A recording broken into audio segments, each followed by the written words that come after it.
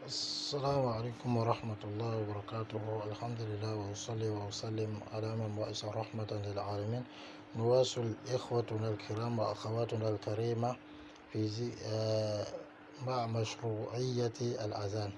Alhamdulillah, chers frères et sœurs, nous continuons avec notre cours de fiqh sur le adhan, le caractère légiféré du adhan, quand et où et comment l'adhan a été légiféré.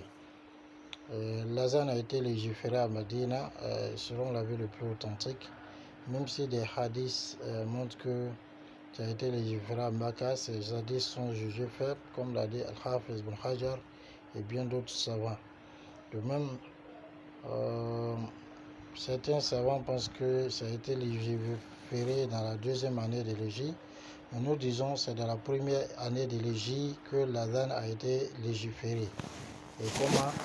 Il s'agit du fait que Rasulullah sallallahu alayhi wa sallam et ses compagnons se sont concertés donc sur comment il fallait alors regrouper les gens pour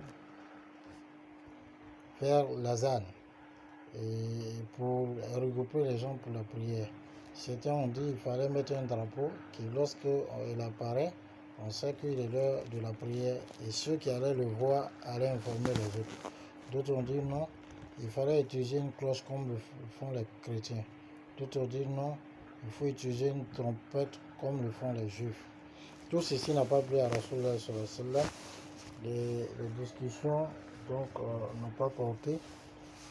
Et Rasulullah sallallahu alayhi wa sallam donc a laissé les gens aller réfléchir.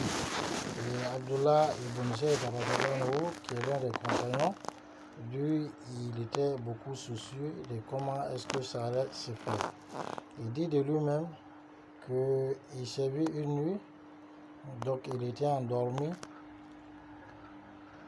Donc, dans son rêve, quelqu'un est venu à lui, quelqu'un tournait autour de lui avec une cloche. Lui a dit: oh Abdallah, ô serviteur d'Allah,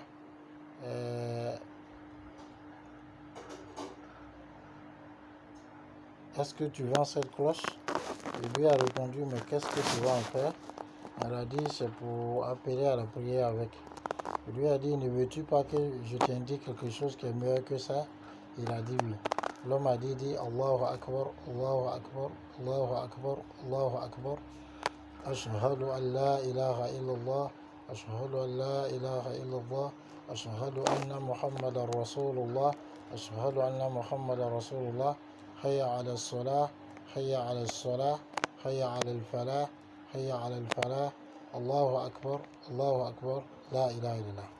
Il dit ensuite, l'homme s'est retiré un peu loin de lui, et il lui a dit ensuite: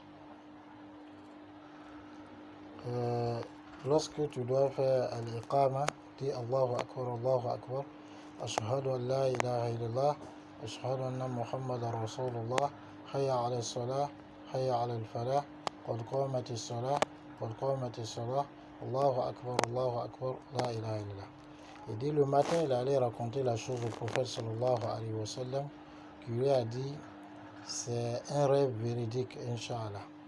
Ensuite, Rasul lui a dit sallallahu alayhi wa sallam: va et enseigne ce azan à Bilal radhiyallahu anhu, parce qu'il a une voix plus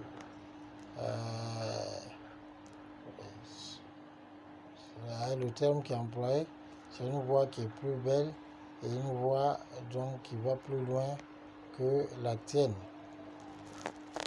Et il dit que lui, il est venu s'arrêter auprès de Bilal.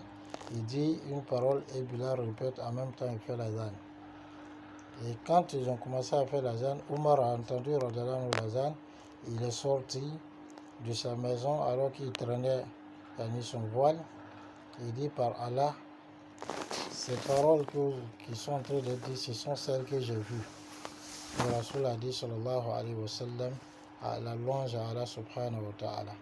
L'hadith est rapporté par Tirmizi.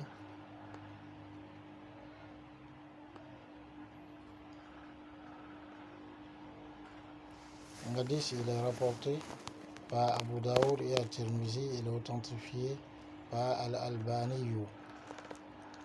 Il est Dans d'autres versions, il est dit que Omar avait vu ce rêve-là 20 jours plus tôt et qu'il avait caché, dissimulé. Et on lui a demandé, mais pourquoi tu n'avais pas dit? Il dit, il a eu honte parce que Abdullah ibn Zayd l'avait déjà précédé. Il faut reconnaître que voilà comment est-ce que l'azan a été légiféré. Inch'Allah ta'ala, on sait que dans les qama, on peut dire une fois comme on peut dire 2 fois. Inch'Allah ta'ala, plusieurs versions de l'azan ont été légiférées. Dans les jours à venir, Inch'Allah, on verra, disons, on verra comment